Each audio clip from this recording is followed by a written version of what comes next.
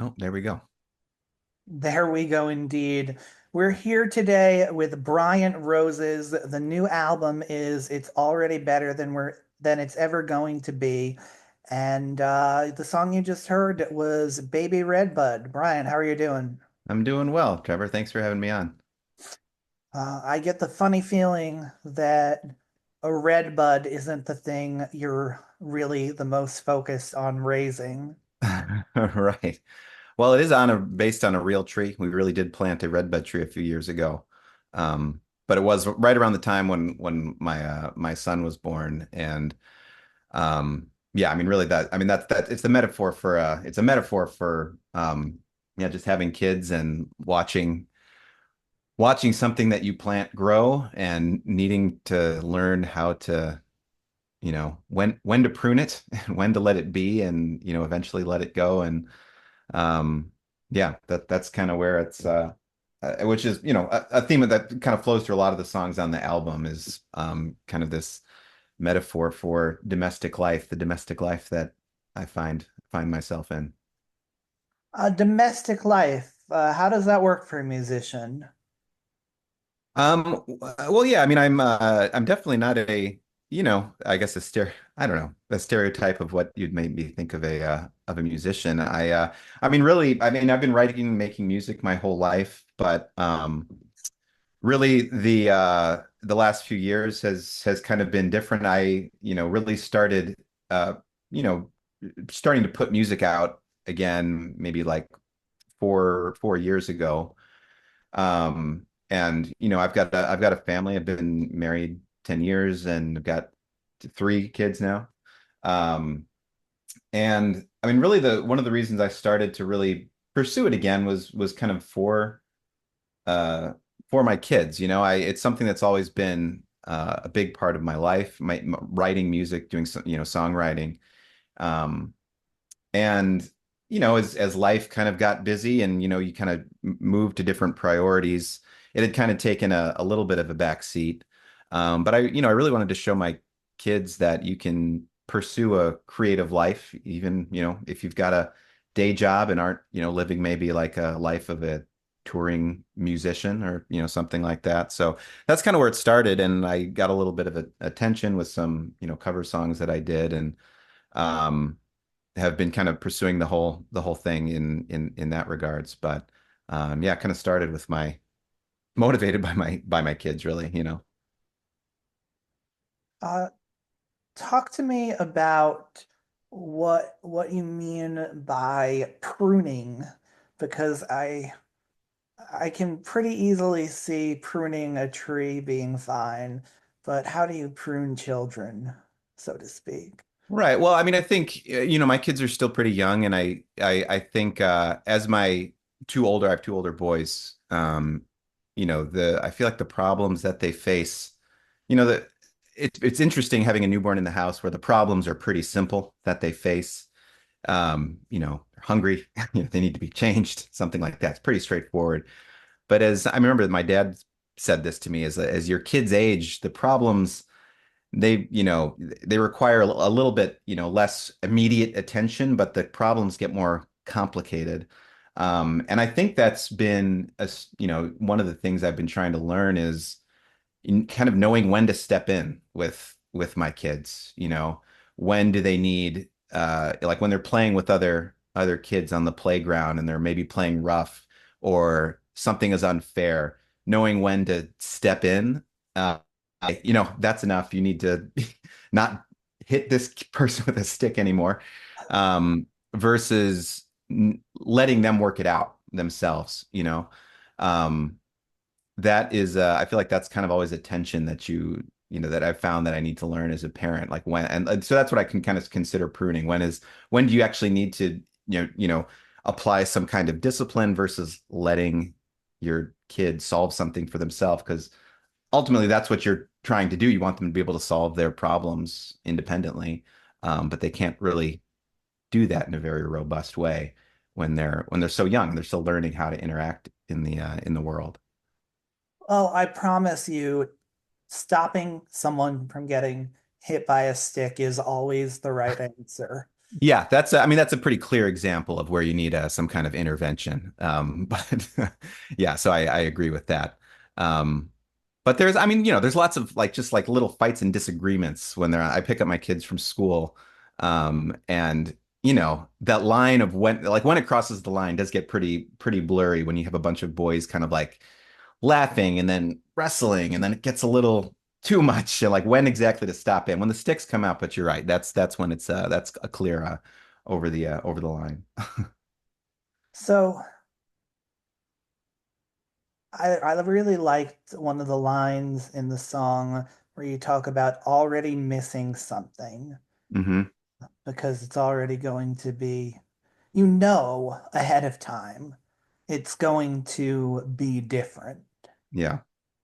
Um, so you're you're missing it straight off the bat, Hmm. but it hasn't left yet. Right.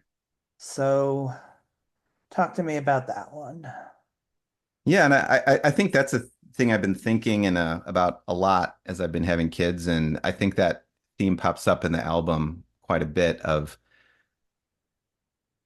being a parent. You're kind of confronted with these moments of meaning that are just so deep and so profound, but at the same time so fleeting. They're gone before you can even blink. Um, and just being, aware of that. And as we walked around our neighborhood with our kids, sometimes you'll see someone out on the street that has kids that maybe aren't in their house anymore. They're grown, their kids are grown. And so many times they just say about how fast it moves and they're going to be out of your house before you know it. So it's this strange situation of, being in this moment where it's so fleeting and it's so the moments that are so saturated with meaning. Um, that you still have. You can still stand in front of it because you're standing in front of it right now. But also at the same time, when you're a parent, it's very hard to um, appreciate the moments when they're happening. It's you're given these moments of like such joy and happiness and like you're with these kids that you love so much, this experience of love that you have so deeply. But at the same time, you're tired and your kids are frustrating you and you're like have little sleep at work and you're kind of distracted just by the logistics of life. And again, like I think that tension is kind of something I was trying to articulate throughout the album of these kind of the day-to-day life that can seem mundane are actually the moments of meaning that I want to try and stand in front of more fully and not just let them slip by, as and be as fleeting as they can be. You also talk about on a song in the weeds Hmm. about going around and finding what should and shouldn't be there. Hmm. How how does that work, weeding your own life? Hmm. Yeah, I think that song was really a bit more of yeah, kind of self reflection of, for myself, I tend to find I get caught up in my head a lot of the time. I tend to think about things a lot more than I act on them. So it was really a song to try and calm myself. And I was using the spring as this metaphor for the time when, in the winter, you're kind of holed up, like we're about to go into this time of winter where everyone gets holed up in their house. You can't go outside, it's cold. And but then the spring comes and so I find in the winter I can tend to get contemplative and which can be good in many ways, but being stuck in your head too much um can be a little bit disarming as well. So the spring is kind of this time, especially having again around our house, there's just natural things that come in the spring that force you to get outside and having a home that you're trying to take care of. There's just tasks that need to be done. Um, and work that needs to be done on your house, things that need to be fixed that just became neglected over the winter.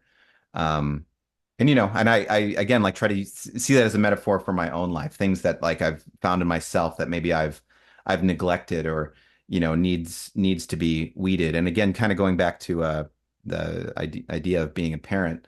I think that's something that, your kids can shine a light on. Um, what are, the just observing the ways that you're responding to your own kids. Like, what are the things in your own way of looking at the world that have become stagnant or neglected or that need to be kind of weeded out, or things that something in yourself that just needs to be watered.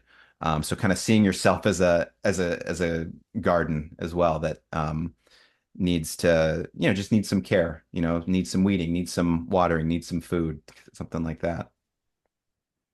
And there's also this aspect, I think, in terms of weeding, that when you're caught up in your head doing something practical over something mental is valuable. Yeah. Yeah, absolutely. My day job is, I work in uh technology. So a lot of my work is just on a computer. And a lot of the work I do is very, it's very abstract. So, having a home where you actually see the work that you're doing, and you can, build something or repair a fence, something that is just very tangible and practical. I think is a very valuable thing that, when you're someone like me who tends to get caught up in their own head, who does a lot of work that is digital work, you know, um, I think having those things, something that you can actually put your hands on, is a valuable thing. Uh, how much peace do you find in your garden?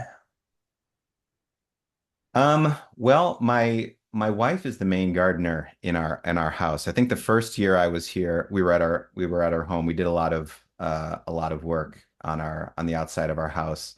She's really taken over. She's kind of converted it to a more native garden for our area. She's done a lot of work, and it's really turned out, very very beautiful. But I remember the when we first moved in, the previous owner of our home was a big gardener. She was retired, and she had this. I mean, it's a massive garden, and I think coming in, just looking at it, if you're not familiar with the garden, or it just all looks like a mess. You can't like really tell, and this is nothing against what she left behind. It's just if it hasn't been tended in a while, and you don't know what you're doing, it just looks like you can't really distinguish anything. I couldn't really tell what looks good and what doesn't look good. So I think, getting to know the lay of our land a little bit has been, um, very, very valuable, and just, has helped connect us to where we live.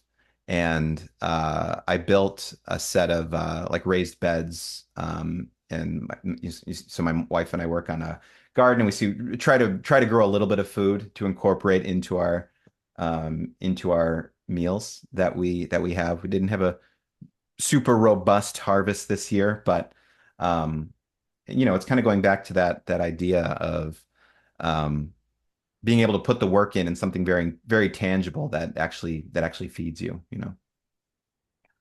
Let's hear Into the Weeds, and we will be right back.